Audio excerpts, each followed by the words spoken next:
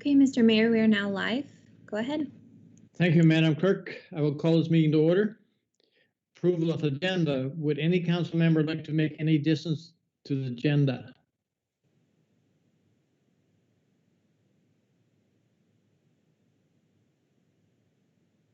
Seeing none, the recommendation is that the agenda be approved as presented. Someone to move to put on the floor, please.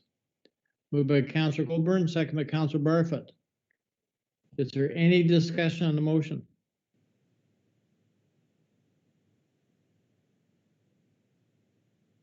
Madam Clerk, will you please take the vote? As this is procedural, if we could have a show of hands, please.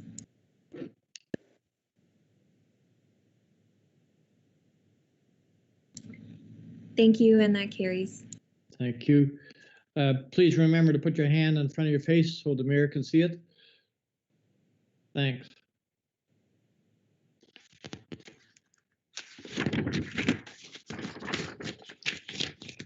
Declaration of pecuniary interest, you can clear anytime you see fit during the meeting. Minutes of the previous minutes. I have a recommendation here that the minutes of the council meeting held on January 20th, 2021 be adopted. Someone to move to put on the floor, please. Moved by Councillor Pringle, second by Councillor Barfoot. Is there any discussion on the motion before us?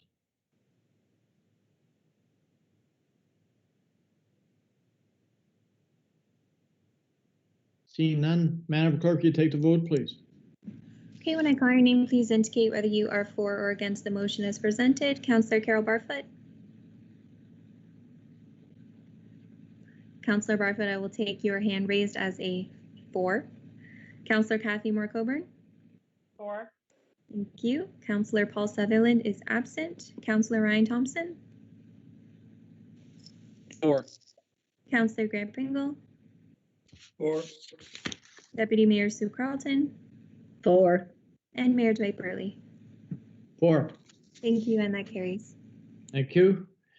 Moving on to our agenda, I have a recommendation here that the minutes of the special council meeting held on January 27th, 2021 be adopted.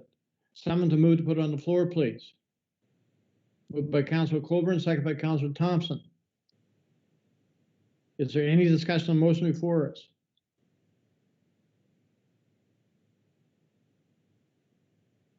Seeing none, Madam Clerk, you take the vote, please.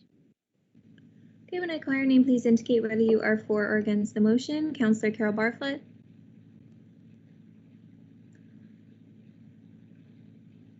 Councillor Barfoot, I cannot see your video feed, so if you could dictate your vote, please.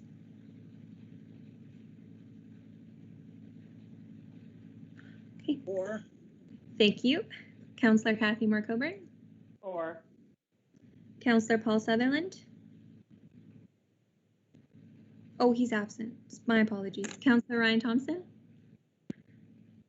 4. Councillor Grant Pringle. 4. Deputy Mayor Sue Carlton. 4. And Mayor Dwight Burley. 4. Thank you, and that carries. Thank you. Do we have any announcements today? See none. Public hearings, none. Presentations. We do have a presentation here from Tim Nicol Harris, Owensound North Berry Library. So I guess I will open the floor up to Mr. Nicholson. Mr. Harris, the floor is yours. Are you there, Tim? Hello. Yes, go ahead, Tim.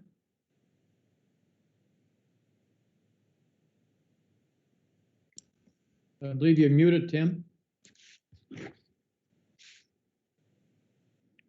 Thank you, Mayor Burley, Council, for this opportunity to come and share what's been happening at the library and bring you up to date with the 2020-21 budget. I'm going to show you a short PowerPoint presentation that I believe is in your package, but I'll go through it fairly quickly if that's okay. Go ahead, Tim.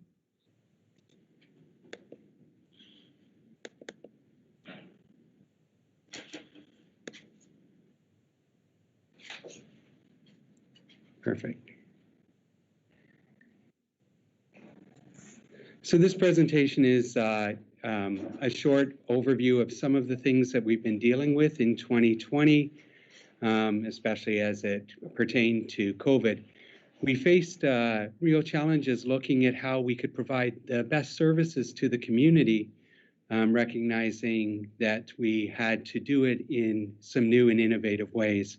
So you'll see in this slideshow a number of things that may look different than your last visit to the library, and walk you through it a bit. Certainly the signage expectation, as you know, that people stay 2 meters apart. Nothing was normal. We had to pivot and adapt almost daily. This is the Remembrance Day in Owen Sound this year. We partnered with our community and we loaned out our 3D printers to NPX in Kitchener, and they used it to make PPE equipment, and we were really pleased to be part of that partnership. We provided a service called Get a Smile at the Library, and people could send us a photo, members could send us a photo, and we would put it on a button for them so that when people are wearing a mask, they can still see a smiling face. We also worked with other organizations like the Art Gallery and the Georgian Bay Symphony to provide programming to the community at large. Even the entrance to the library changed depending upon the level of shutdown that the province was requiring, from total curbside outside to requiring people to provide information as they came in. You can see in the second picture, we use stanchions to direct the flow of traffic through the building in the safest way possible. We're required to quarantine or disinfect all of the materials, and currently that means that when materials return to the library, it's not checked in, but it has to be quarantined for 6 days. And that's meant that our auditorium is totally out of use. It's being used for some of these check-in and quarantine responsibilities. We made changes to support the needs of the health and safety of the public and our staff. You'll see at all of the counters, we've put in shields and protective. We've put more disinfectant around the building, signage, and we've directed the traffic, as I said. We looked at new ways to share our resources, some of it through our library webpage and some of it through Facebook. And that sharing included pictures of the library from the past, takeaway art projects like the drawing one that you can see at the bottom, and even we shared our video of the fireplace because we know that's a location in the library that a lot of people are fond of. And this snapshot gives you an interesting way that we were able to utilize the fireplace in 3 different ways of communicating to the public. A number of our programs, including our Owen Sound mini Comic-Con, we transitioned and provided those services online, or we made services that people could do outside, like this tour of Owen Sound. Most of our programs went virtual, whether it was a ukulele jam or a tour of the library, and you can see that with April the dog at the bottom. A number of these, the Lego Challenge, are available on our YouTube channel. We transitioned our summer reading program, again, looking at different activities and communicating to the public through video. The first video at the top was from 2 years ago, or the picture, we used it in some of the promotion when we started, before masks were really required. So when you see that picture, that wasn't from this year. We transitioned our book clubs and created some new book clubs and made them so that they were online or take away. The new Cozy Kids and Caregiver and our teen book club. We held a banned book chat. We created a book club with a twist where people can email in and communicate in that group. And we also did a 6-week series looking at the book Me and White Supremacy as a book club for our community. We will be doing that one again in March. We also have our book club kits in a bag. There's 8 copies of a book and sometimes the audio book, and people from the community can take out that whole kit and do a book club with their friends or family or whoever they like. We transitioned our story times so that they were live, but again, available on YouTube and through Facebook, both the infant story time and the story time for toddlers. The Grey County early literacy specialist. That's a position that we have here within the library through funding from Grey County. And those programs, we again looked at outside activities or activities that could be done by video. Our youth film festival, we moved it to being online and presented it as well. We developed a couple of sewing programs, one for younger people and one for teens, and made those available as programs that people could access online. Our poet laureate, Richard Eve Satosky, has been phenomenal at creating content for us, including a poem of the week that we're sharing on Facebook and here in the library when people are in, as well as a series of videos talking about poetry and making poetry accessible to people of all ages. You can see some of those titles on the side there. We held our author visits via Zoom, and here are two examples that we had during the year. We had to have new ways to share our resources, and that involved, instead of going to the school, how could we do it remotely? So we developed a library to school initiative and provided that link and gave tours. We did virtual class visits, and we also provided book picks. So they could request a series of books on a topic or a theme, and we would make up to 30 titles available to be utilized in that setting. We made Storytime to-do kits, and so the to-go kits. These kits included the book, and they would have an activity that could be done alongside it. We created book bundles so parents could request a series of books similar to the packages that were being done that went into the schools. Parents could request a series of books on a topic or theme, and we would again make those available. We created a huge number. You can see a variety of them there. Our youth services staff are phenomenal and created these craft take and make. Instead of make and take, you're taking it home first and you're making it at home. And people can request those, and we put them out even in curbside, and they can ask for them at the door, but we need to know ahead of time.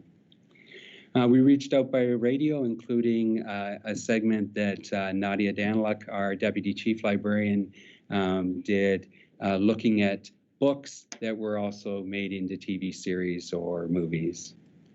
We did a number of reach outs with cable TV, one that I did around COVID and how the library was responding things, and we also had Christmas stories, and Cassie Wood is seen in that picture presenting Christmas stories.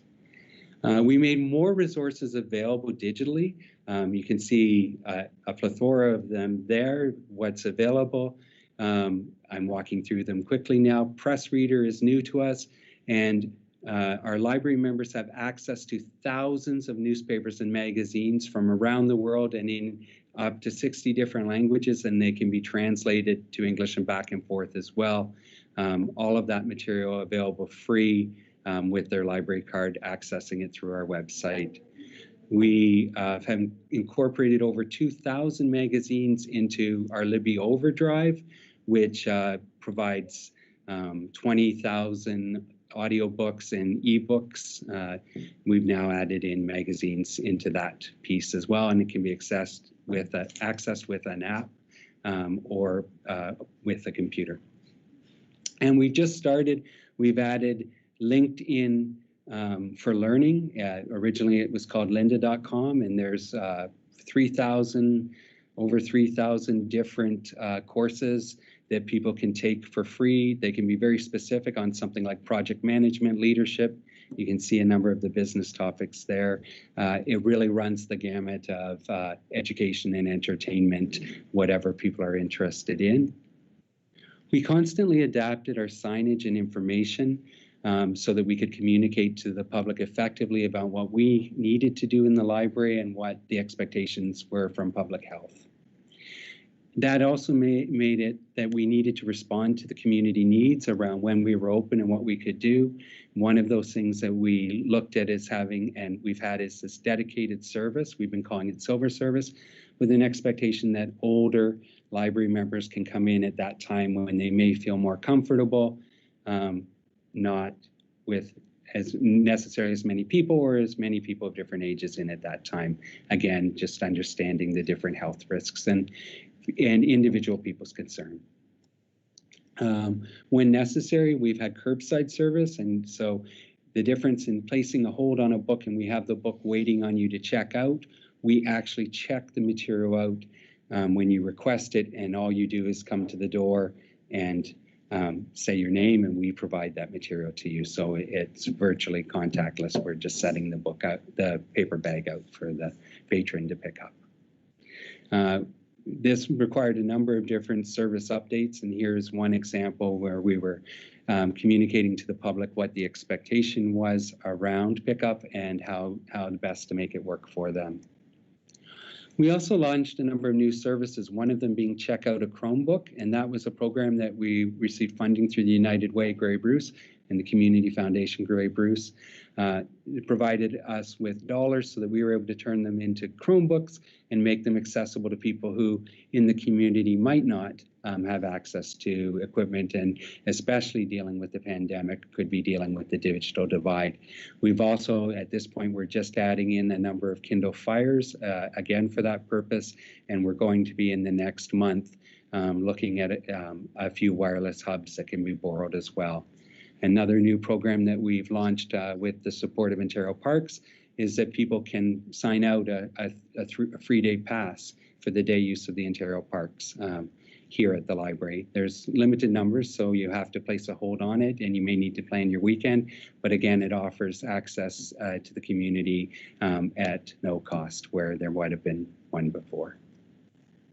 Coming up, we have a number of new programs.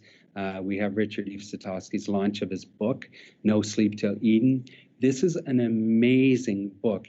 Richard has utilized augmented reality technology from the local KP9 piece, and you put your phone or a tablet and you direct it on the page and it comes to life. And Richard is actually standing out on the book cover talking to you. So we're really excited about the use of this technology and a way to encourage poetry and reading for sometimes reluctant readers or people that maybe weren't thinking about it. But it also gives us a really creative way to share Richard's words and add something to our community. I will also draw your attention to the upcoming band book chat and a couple of the activities and youth services that are taking place as well. Our newsletter is available online when you click on the library website at the bottom. The current issue is the February issue and is talking about what's happening, and soon the March one will be there at the end of the month.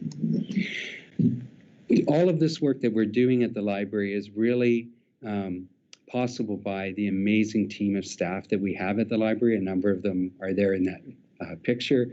We had the pictures taken separately and then assembled them, so we weren't all standing there. We were individual, and we've been put together in that picture. I also draw attention to two of our staff, Helen and Rick, who retired in the past year, and it's a bit of a different way to say goodbye to people when you can't do the usual celebrations and recognitions. So I did want to make sure that I drew attention and thanked them for their many years of service in this presentation. The library is here for you. Our goal is to meet your educational, entertainment, and employment needs. We really believe that our purpose is keeping information at your fingertips, and just give the information there again about how they can contact staff if there's something they're looking to do.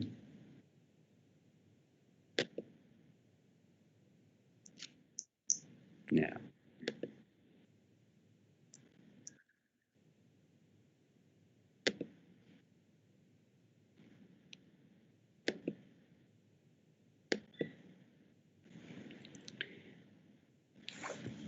I have the draft operating budget for 2021, and I can put it on the screen if you like and walk through it that way, or I can talk to it, whatever's easier. Right. Tim, if you want to put your proposed budget on the screen, by all means, go ahead and do it.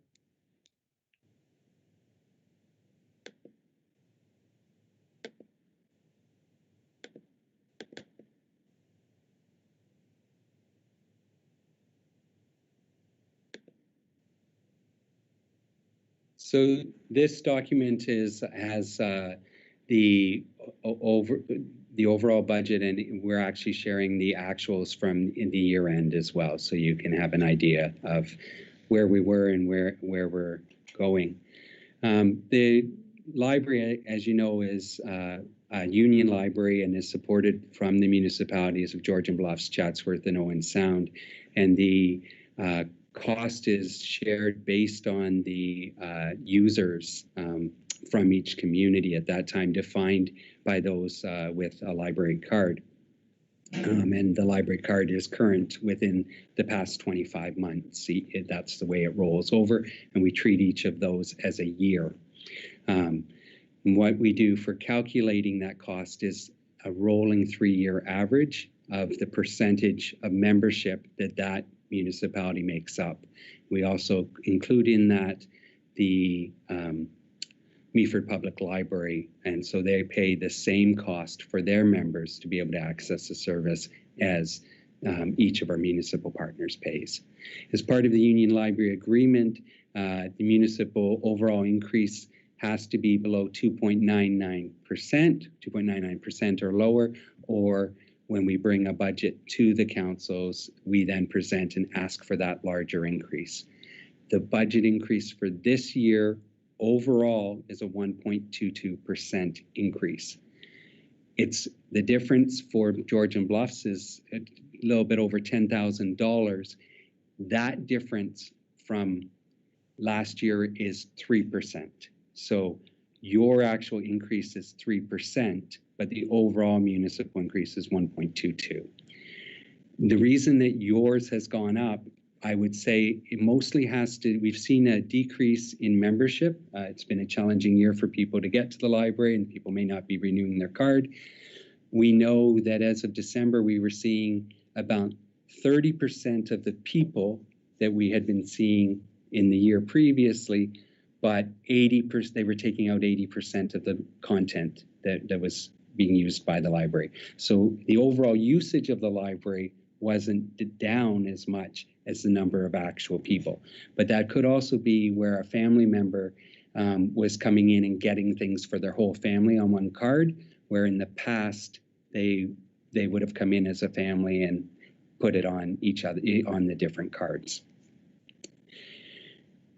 In Georgian Bluffs, for the past 3 years, the different municipalities' usage has stayed about the same. Georgian Bluffs, the decrease was less. And so that actually meant that you had a larger proportion of users in 2020 than you had in 2019 or 2018.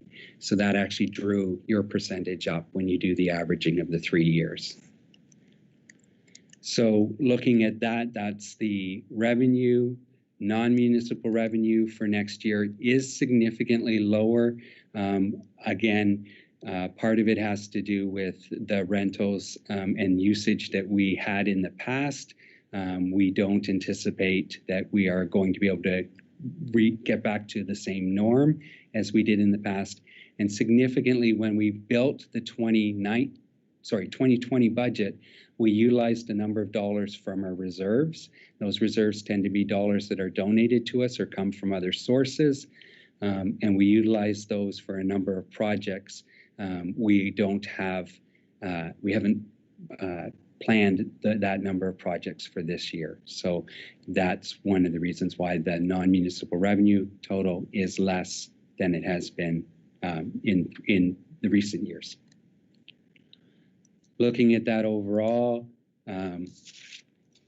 we're seeing about a 3.27% increase in the total wages and benefits.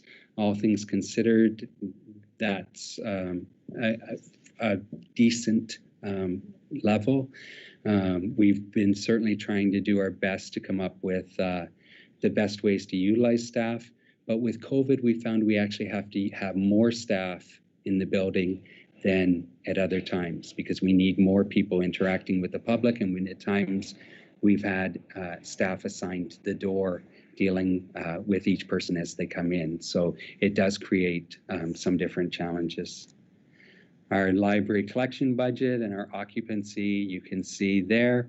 Again, we are budgeting less in our total occupancy cost in this next year.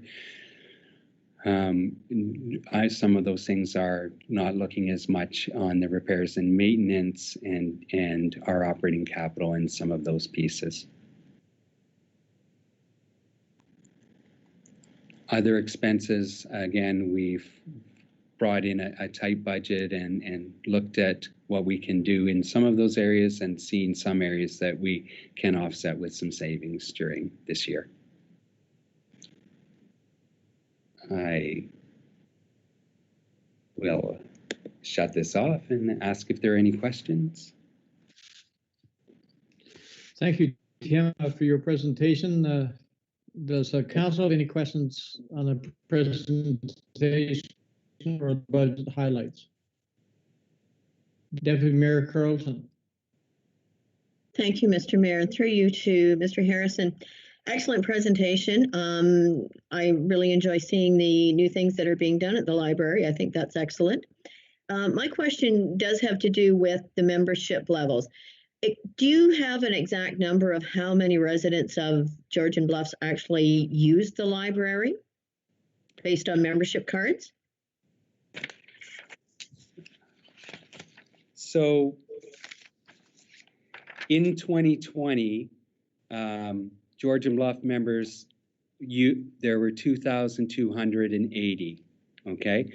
But that each year when we calculate that, and all libraries do it, it's the way the province has the expectation. We count the 25, that year is really 25 months, okay? So it's really the past. So what counts as 2020 is anyone who had a card in 2019 that could have renewed it in 2020, and everybody in 2020 that renewed their card, okay? Because you could come into the library on December 18th, 2019, get the card and start to use it, but not renew it in 2020. But you're using it through 2020, right? So that, when you understand that, sometimes people will look at it and go, oh, I know this person moved away. Yes, they did, but they're being treated the same way as other people who in 2019 got their card because they could have been using it in 2020, right? Because the card doesn't get renewed until the date. Did that make sense there? That makes perfect sense. Thank you very much. So again, Councillor Carlton, to the 2,280, that's distinct library cards. And one of the challenges we have is that we know that there are families where only one person has a card. And we know there's another where they may have 5 people. That makes it a bit challenging.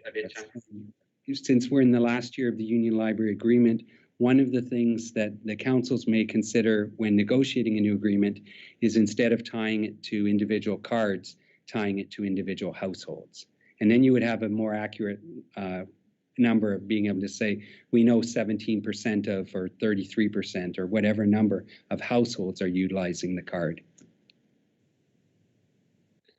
Thanks, Tim. Does that answer your question, Deputy Mayor Carlton? Yes, it does. Thank you very much. Does council have any other questions of Mr. Harrison?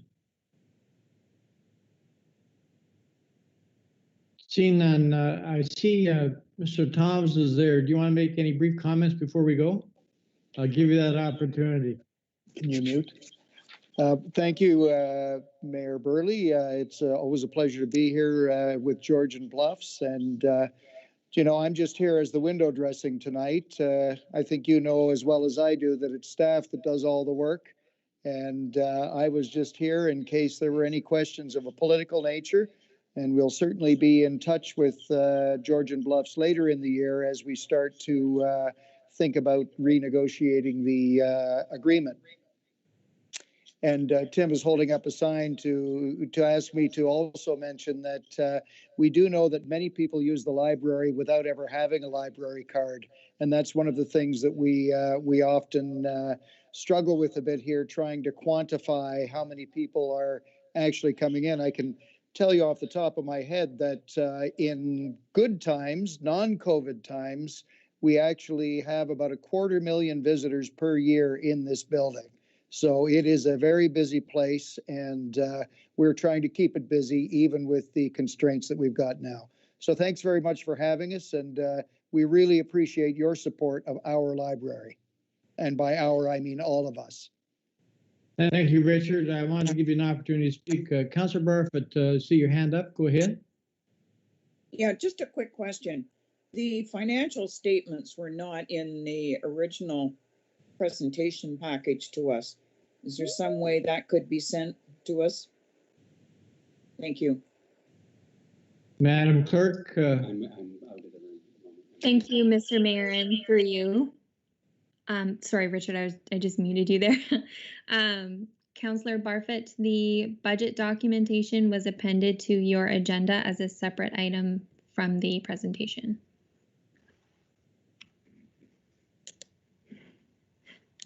However, for sake of ease, I can certainly circulate in a separate email document so you all have it at your fingers. That would be nice if you could. Thank you. Thank you. Is there any other questions from council? Seeing none, again, I want to thank Tim and Richard for joining us here tonight. Council has tentatively scheduled a 2021 budget discussions for March 30th, 2021. Just so you're aware of that, guys. Again, I thank you for your presentation and enjoy your evening. So I'll move on to our agenda. With no delegations tonight, we have a consent agenda. Does any council member want to pull any item from our consent agenda for further discussion? Deputy Mayor Carlson. Thank you, Mr. Mayor. There are two items that I would like to see pulled. One is 9.3.7 from Grey Highlands about the insurance. I'd like to see us support that. And the other is 9.3.13 about the fire college and the impacts that that's going to have on Intertownship Fire Department. And I thought I saw Jeff Gautreau on here earlier. I wonder if he's on to address anything about that. That's Thank correct. Once we get to that, Deputy Mayor Carlton, we'll bring Jeff on. Is there any other item that council wishes to pull from the consent agenda? I have one other one I would like to see pulled is 9.3.8 for further discussion. So seeing no other ones, I have a recommendation here that the Council of the Township of Georgian Bluffs adopts the consent agenda for information as circulated, less items 9.3.7, 9.3.8, and 9.3.13. Mover, put it on the floor, please. Moved by Councillor Barfoot, second by Councillor Pringle. Is there any discussion on the motion before us? Mr. Mayor, you're a little ahead of Yeah, me. go ahead, Councillor Barfoot. Could you also pull 9.3.11? Thank you. 9.311. Brittany, you got that, I believe. Yeah, okay. So there's no other items we wish to pull from the list. Brittany, will you take the vote, please? Absolutely. So just for council's information, again, you have pulled items 9.3.7, 9.3.8, 9.311, and 9.313. So when I call your name, please indicate whether you are for or against the motion as presented, being with those pulled items. Councillor Carol Barfoot. For. Thank you. Councillor Kathy Moore-Coburn. Councillor Coburn, I didn't catch that. If you'd just like to. For. Thank you. Councillor Paul Sutherland is absent. Councillor Ryan Thompson. For. Councillor Grant Pringle. For. Deputy Mayor Sue Carlton. For. And Mayor Dwight Burley. For. Thank you, and that carries. Thank you, Brittany. Moving on to our agenda, considerations of items from the consent agenda. you can correct me if I'm wrong, Brittany, in case I missed one, but we'll start off with 9.3.7. I believe that was Deputy Mayor Carlton. Go ahead, Sue. Thank you, Mr. Mayor. I'd just like to have us support Grey Highlands and what they are asking the provincial government for. I think we are all facing the same thing with the cost of insurance and the joint and several liability. It's an ongoing problem. So I'd just like to see us support Grey Highlands on that. So you'd like to bring that forward as a notice of motion? Yes, please. Okay. And the next one on my list is Mr. Mayor, if 9. I could just interrupt for 1 second. Go ahead. Our Go treasurer, ahead, Brittany. Cassandra Rocca, did have her hand raised to speak to that. Oh, did you? Sorry, I don't have Cassandra on my screen, so go ahead, Cassie. Thank you, Mr. Mayor. I just wanted to comment on some of the comments that Deputy Mayor Carlton said. We are absolutely in the same boat. And as part of our budget presentation for 2021, you will see that our insurance premiums have jumped by 12.5% this year. And the reason we got was just that it was a market industry-wide change. So I did reach out to other municipalities in Grey County, and the lower tiers and even the upper tier are seeing increases anywhere from 5% to 50% in their premiums. So this is an ongoing issue, and I think it would be good for council to support that motion from Grey Highlands. Thank you, Cassie, for that. That's good. Okay, so we'll move on to the next one, 9.3.8, and I believe I pulled that one, and I pulled it just for a comment, hopefully from our Director of Operations. It's concerning the Canadian National Rail lands. I was more concerned with the drainage part of it. Does that affect Georgian Bluff since we have a former rail trail and so on, or can you comment on that, Steve?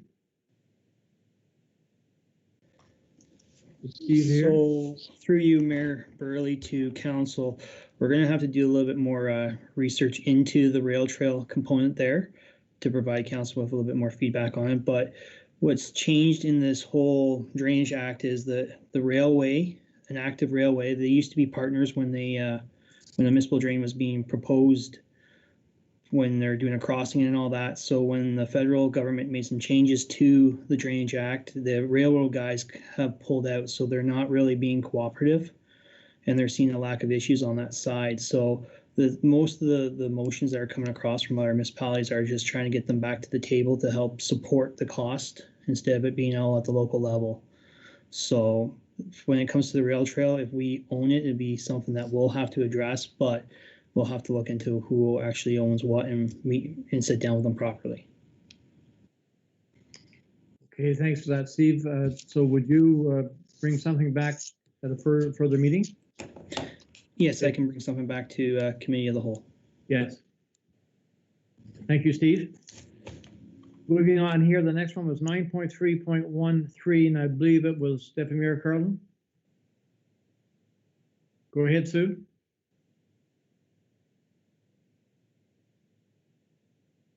Thank you, Mr. Mayor.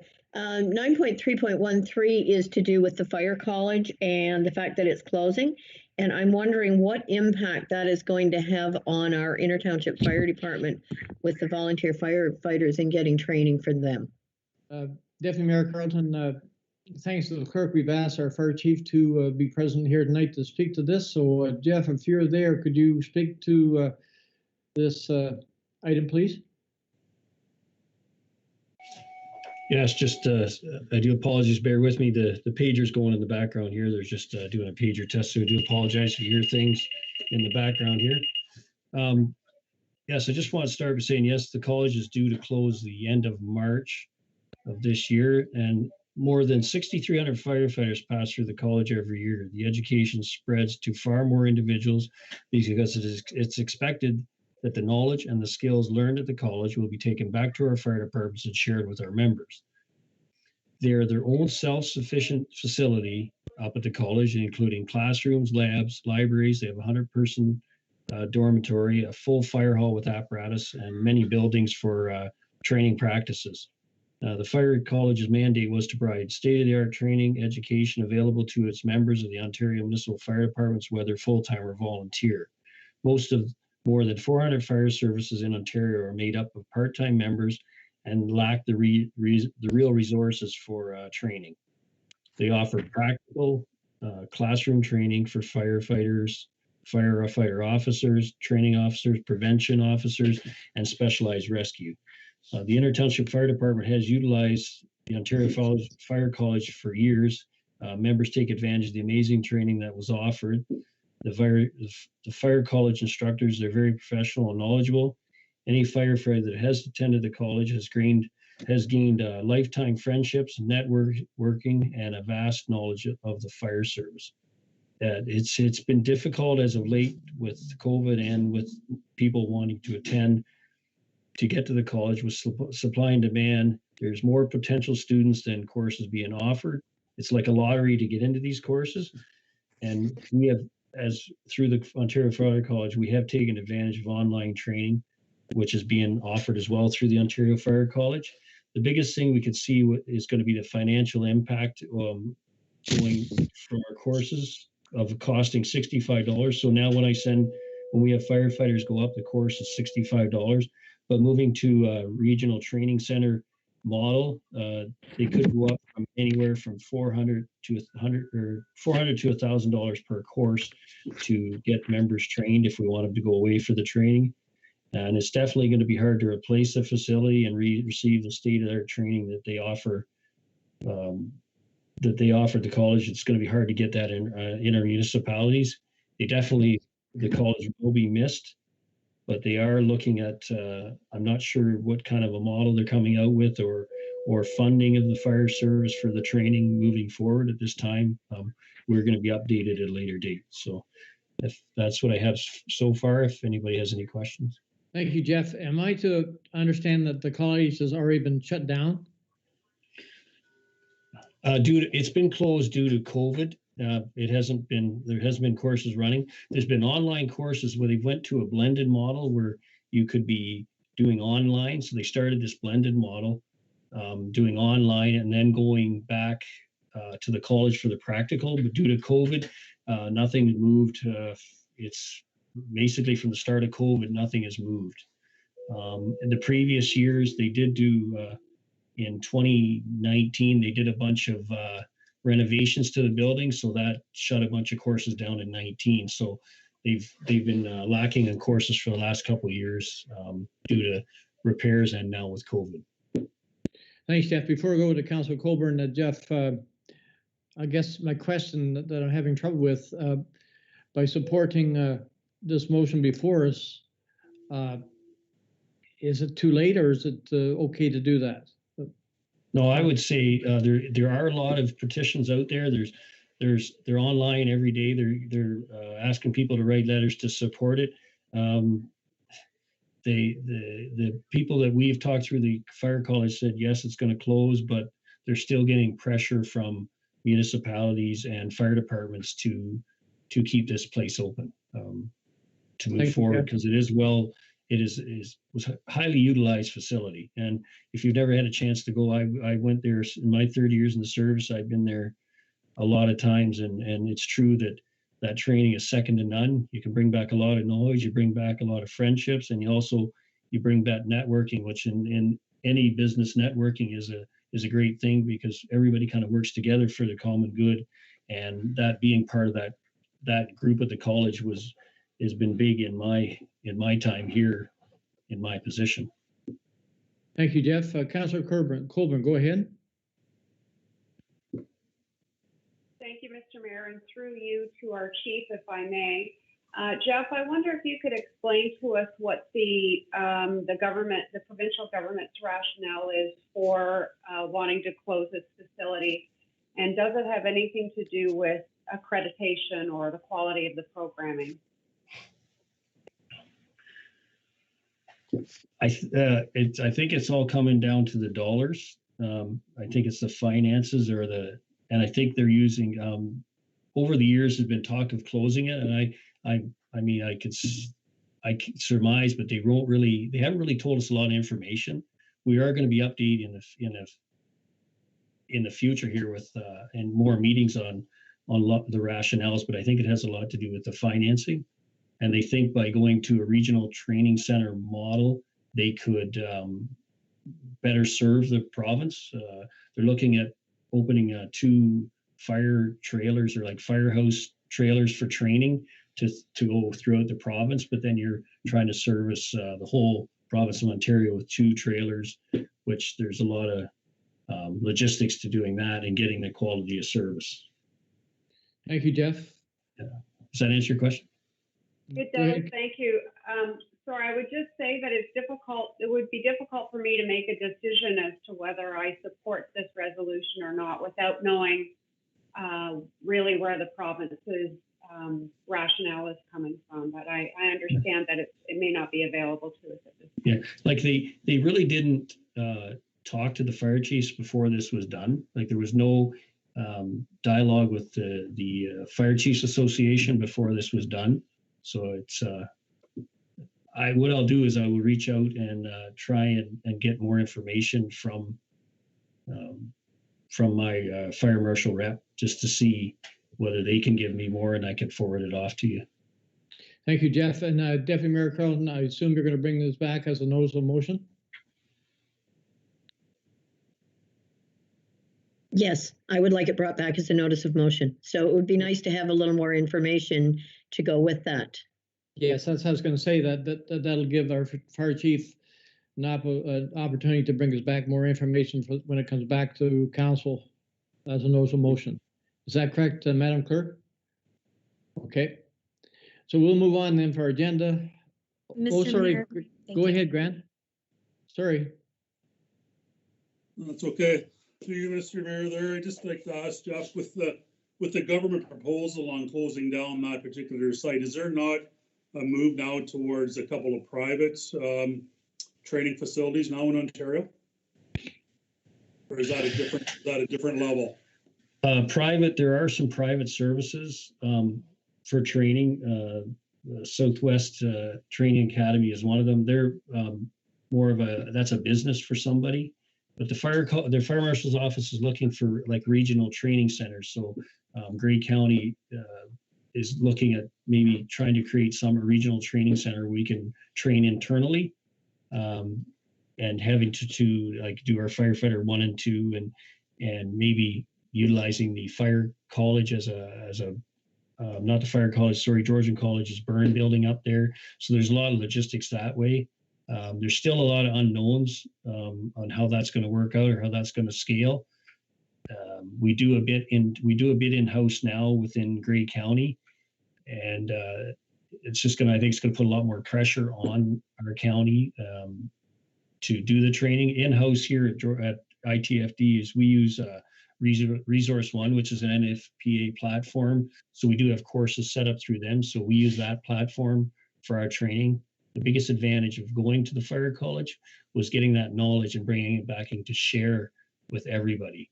And it was just state of the art, second to none. You had the equipment was amazing, and you were there with 24 other people with the same and common goal, and it was just, you could bring back a lot of knowledge from that training. So Thank you, Jeff. Does that answer your question, Councilor Pringle? Yeah, no, that's good. I knew there was the Southwest was one that's out there now that's kind of new and upcoming or whatever. And I didn't know what the differentials would have been there, right? So obviously being privatized or government related, there's differences, but that's perfect. Well, Grant, just one more thing I'll add to that is Southwest Academy, you're looking at $3,000 for a firefighter 1 and 2 per person is what the cost is. And there's the subsidizing is the part that I think is going to help doing it through the regional training centers as well. They're looking at different platforms, but it's really nothing's really planned and organized yet, if I could say that. Right. There's still a lot of logistics that they're working on. Perfect. No, thank you. And if maybe you could have a conversation with the clerk and the CO and bring back a report for when we bring the notice of motion back on this, just for more information for council. It'd be great to have that. Okay, I see Brittany's got her hand up. Go ahead, Madam Clerk. Thank you, Mr. Mayor. And just for clarity, I wanted to note that a notice of motion will be brought forward to the February 24th council meeting, at which time we anticipate to have additional information for council. Thank you, Brittany. Okay, there's no other questions on that. I'm going to move on to our next one. Pulled was, I believe, 9.3.11, and Councillor Barfoot, I believe you pulled it for further discussion. Thank you, Mr. Mayor. If you will recall, a couple months ago, I brought up this very same subject to you as a member of the Police Services Board. And I just wanted to stress how there are other municipalities that are having the same problem, where these grow operations are going in with no consideration given to the local municipalities to deal with it. We've already gone through that with one, and it is a problem, and we should not be creating a situation, or the Alcohol and Gaming Commission should not be giving these licenses out without consultation with the local municipalities. Thank you, Carol. Councillor Barfoot, are you going to bring back a notice of motion on this particular item for our February 24th meeting? Well, I definitely think we should support it. So you're going to bring in notice of motion? Yes. Yeah. Yes. Thank you, thank you, Councillor Barfoot. So I think I've covered all the items that were pulled, Madam Clerk, and I believe we can move on to our agenda now. So we're down to correspondence. I have, I'll read the recommendation first. Whereas GBTEL has indicated their intent to apply for universal broadband funding, UBF, to support the expansion of critical broadband infrastructure in underserviced areas of the township, and whereas access to reliable high-speed internet is a basis and desired service, now therefore Council of the Township of Georgian Bluffs hereby supports GBTEL in their application for funding under the Universal Broadband Fund, UBF, and the staff are hereby directed to forward a letter indicating said support to GBTEL to assist in their application. Someone to move to put on the floor, please. Moved by Deputy Mayor Carlton, second by Councillor Pringle. Is there any discussion on this item before us? And is there anyone, Brittany, who wanted to speak to this? Any staff member want to speak to it? I'm looking at our CEO. I know we've had conversations, so I'm going all over the place. And through you, Mr. Mayor, thank you. It will be our CAO that speaks to this item. Go ahead, Mr. CEO. Through you, Mr. Mayor, Mr. Chair. I think it's important that we support this. I think if the pandemic has taught us anything, it's that broadband service is becoming very much an essential service, just like anything else that we've gone used to and we rely on. So the more we can do to support and encourage the private sector and public sector to bring broadband into rural areas, the more well-served we're going to be. Our residents will be better served as well. So to me, I think council should be supporting this and every other initiative that comes forward for broadband service into more rural areas. Thank you, Al. Councillor Coburn, go ahead. Yeah, thank you, Mr. Mayor. I agree with our CAO. I think it's an important issue, especially for more rural municipalities. I did wonder about the last line in that letter, though, that specifically states that the letter is to formally support GBTEL and its bid for a universal broadband fund. So I just wondered if that specific sentence, Mr. Meneses, if you see as an issue for us, or is that generally what we want to support? Through you, Mr. Chair, I don't see an issue with that. I think these are applications that are being made by a multitude of companies seeking grant opportunities, and by us indicating support, we're basically indicating support for the service in general, whether it's this support for this particular entity or any other entity. I think we should be supporting anyone and everyone who's looking for federal and provincial support to bring broadband into the area. Okay. Does any other council member have any comments? I think I see everybody. I don't see anybody. Madam Clerk, do you see anybody? I don't think so. I do not know. Councillor Sutherland, I did note that you had your hand raised prior to discussions. Do you have any comments to make? No, I don't. Welcome, Councillor Sutherland. Okay, Madam Clerk, if there's no other discussion on the motion, would you take the vote, please? Absolutely. So when I call your name, please indicate whether you are for or against the motion as presented. Councillor Carol Barfoot.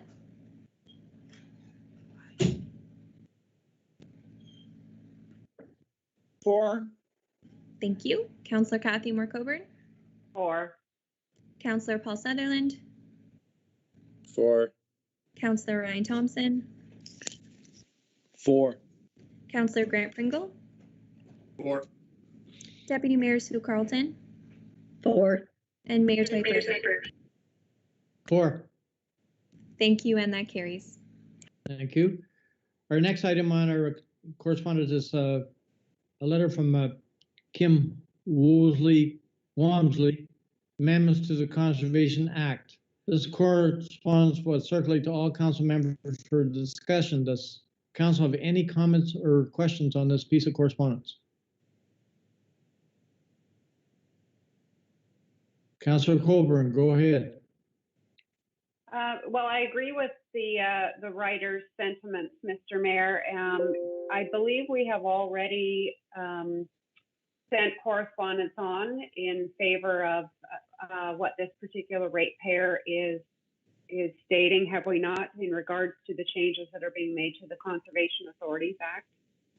We have, Councillor Colburn, we have submitted correspondence from Georgian Bluffs. Madam Clerk, I see your hand is up. Sorry. Thank you. I just wanted to specify that at the November 25th council meeting, council did pass a resolution indicating they were not in support of the changes made through Bill 229. So on that, once I assume we would accept this in as information. That's what I'm trying to get out of my mouth. Deputy Mayor Carlton, I see your hand up. Yes, thank you, Mr. Mayor. I think when we sent that letter saying we didn't support the changes to the Conservation Authorities Act, we didn't really mention the MZOs, the Minister Zoning changes. So I'm not sure if it would make sense to send one supporting the fact that we are not in support of those MZOs either, or whether what we sent did cover it. Madam Clerk, I'm going to refer to you because I do not have that motion before me. Thank you, Mr. Mayor. What we passed was at the request of the Grace Sauble Conservation Authority. I will say that that was passed prior to this legislation receiving royal assent. So it may be beneficial if council deems it necessary to forward additional correspondence specifically addressing the MZOs and asking that whichever schedules or the act in its entirety be repealed, or that the province consider repealing said bill. So I will draw your attention to item number 16.1, which also addresses some of the schedules in Bill 229. However, if council deems it necessary, we can definitely bring back a motion that indicates our non-support for the changes once again. Madam Clerk, would you need a notice of motion from Councillor Colburn to that effect? That is correct, yes. Councillor Colburn, would you be putting in a notice of motion? Yes, I can do that. Thank you, Councilor Coburn. So we'll move on then. We're down to our next item is a BDO 2021 Audit Planning Report. Madam Treasurer, would you like to speak to this? And Cassie, I cannot see you, so I assume you're still here. Yes, I'm here, Mr. Mayor. So Go ahead. thank you. So this is just standard communication from our auditors, letting us know their plan for their audit work for 2020.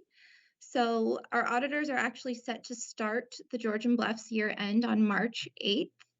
And we are anticipating draft financials being presented to council in May. So their audit will be done 100% virtually, which is a little bit more work for Georgian Bluffs staff, but we did it for the 2019 audit, so we're confident we can do it quite smoothly. And if anybody has any questions about any of the content in the letter, I'd be happy to answer it. Thank you, Cassie. Councilor Coburn, go ahead. Thank you, Mr. Mayor. Through you to our Director of Finance.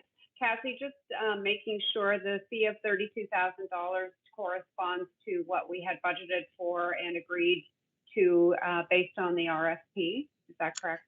Correct. Yes, that is the agreed upon price. Thank you. Thank you. Does council have any other questions of her Director of Finance?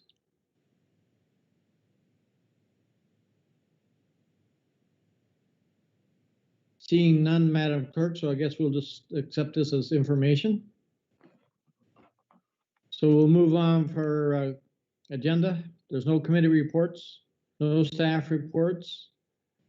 Public question period. Madam Clerk, was there any questions submitted by the public? There was not. Thank you. We know bylaws, which is totally amazing. So, and no other bylaws, so we'll move on for agenda. We're down to unfinished business. I got a notice of motion here, and I'll read the motion. The recommendation is that whereas council received a resolution passed by the council of the municipality of West Grey regarding Bill 229, Schedule 8, and amendments to the Crown Forest Sustainability Act 1994 at their meeting on January 20, 2021, and whereas council of the Township of Georgian Bluffs recognizes the impact of Bill 229 and Schedule 8 to at a risk species, and whereas Schedule 8 of Bill 229 received royal assent on December 8, 2020. Now, therefore, Council of the Township of Georgian Bluffs supports the Council of the Municipality of West Grey in their request the Province of Ontario repeal Schedule 8 of Bill 229, and the copies of this motion be forwarded to the parties contained in that of the municipality of West Grey. I believe Councillor or Deputy Mayor Carlton, I believe you brought this forward as notice of motion, or did you? Would you want to move that motion then? Yes, I would like to move it. Thank you. Do you have a seconder, please? A second by Councillor Coburn. Is there any discussion on the motion before us?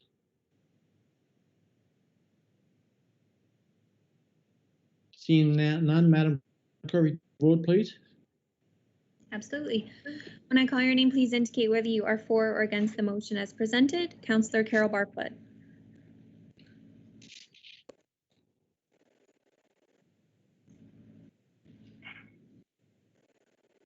Councillor Barfoot, you are now unmuted.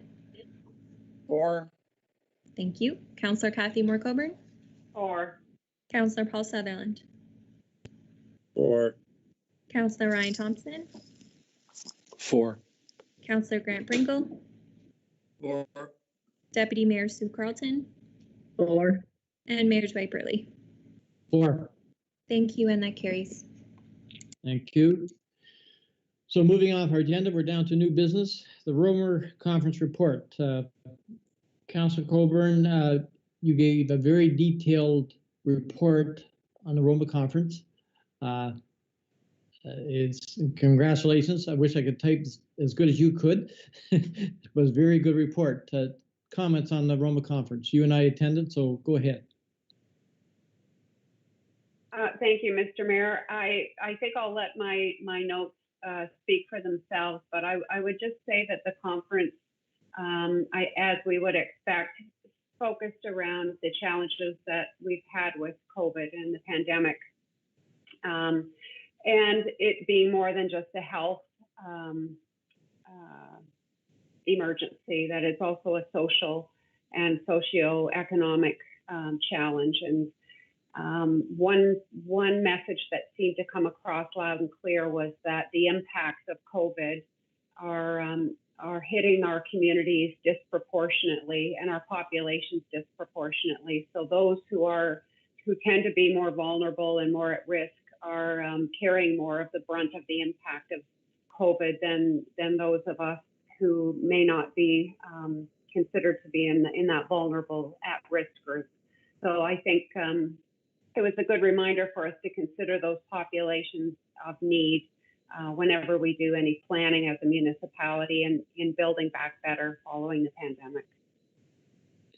Thank you, Councillor Colburn. It was a good report. Does Council have any questions on Councillor Colburn's report? Any questions you would like to ask her? I'll give that opportunity. If not, it was a great report. Councillor Barfoot, go ahead.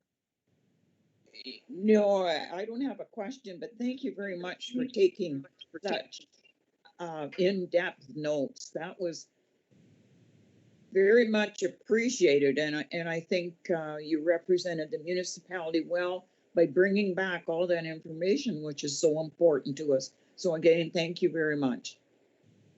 Thank you, Councillor Barfoot. Councillor Thompson, go ahead. I can't say it better than Carol just said. It's not a question. It's an offer of thanks and a job well done. Thanks very much, Councillor Colburn. That was really, really comprehensive.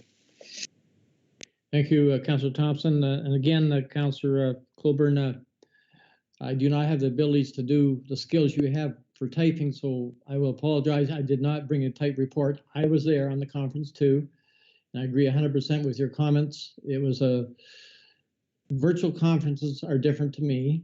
The first one I actually attended. It makes for very long days. I did get some good things out of it, and look forward to the next one.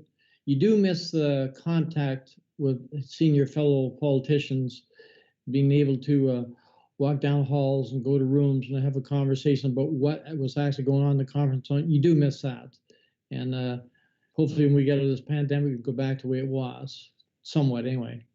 I did attend a session to do with the police service boards, and I did bring it up on our police service board yesterday, and staff are going to bring a report back because it's all over the place, this police service board. A lot of unanswered questions, and they're going to bring a report back to the police service board to look at, and then we'll bring it to council. Is that correct, Madam Clerk? Thank you, Mr. Mayor, and yes, that is correct. What Mayor Burley is referring to is the amendments to the Police Services Act, which will seek to amend the current structure of police services boards throughout Ontario, meaning each municipality will no longer have its own board, but the entire detachment will have a board that covers the entire detachment area. So in Grey Bruce, that would mean all lower tiers of Grey County, as well as select few of Bruce, being South Bruce and Northern Bruce Peninsulas. Thank you, Madam Clerk. We did have our new commander, Commander Deborah Anderson was there, and she did need a bit of time to gather more information to bring it back to us. So that's what we're looking forward to. Councillor Colburn or Councillor Barfoot, I see your hand up. Or just a quick question where you're talking about the Police Services Board. You will take a copy of the letter we received from Blenheim and a copy of our motion to your Police Services Board. I think it's important that municipalities start acting on this. This has affected so many people across the province. Devaluing their property. They can't have quiet enjoyment of their property. And the municipalities are, we're the ones that get the complaints. We can't deal with it if the powers to be are just granting them willy-nilly. So I'm hoping the Police Services Board will push for this as well. Thank you, Councillor Barfoot. And Madam Clerk, I see your hand is up. Thank you, Mr. Mayor. And just to clarify, Councillor Barfoot, you are speaking of your notice of motion in regards to consent item 9.311. That's correct? Yes. Okay. So I would suggest that when the notice of motion comes back at the February 24th, that council then refer said motion to the Police Services Board for their consideration. Okay. Along with the copy of the letter we received from Blenheim. Yep. Yes. Thank you, Madam Clerk. I'm sure you'll guide me in the right direction. Thank you, Councillor Barfoot.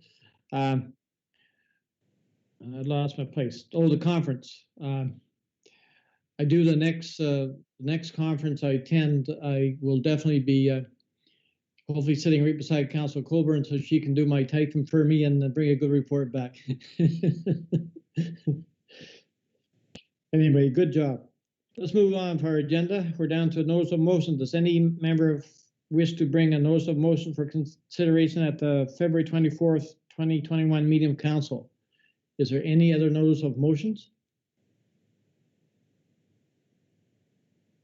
Seeing none. We have no closed session. We are down to the confirming bylaw.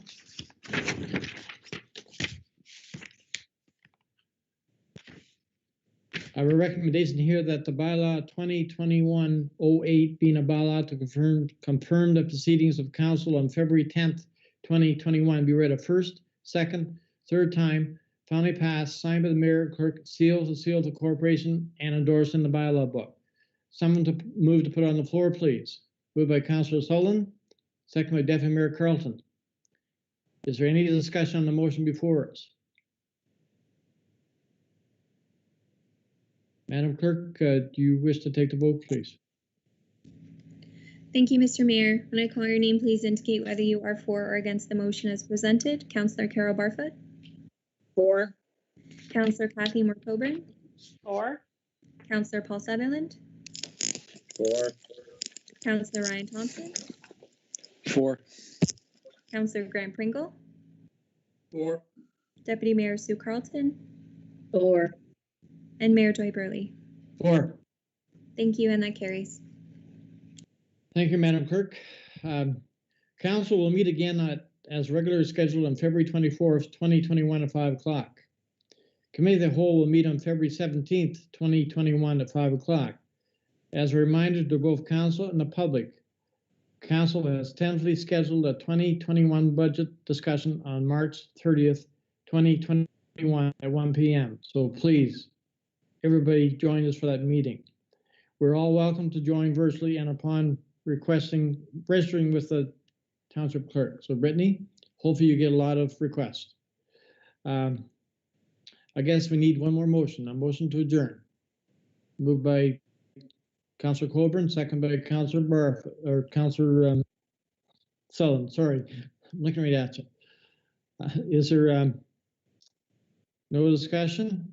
Show of hands for adjournment. All in favor? So we now adjourn. Thank you, everybody. A good meeting. Good night, everyone. Good evening, everyone.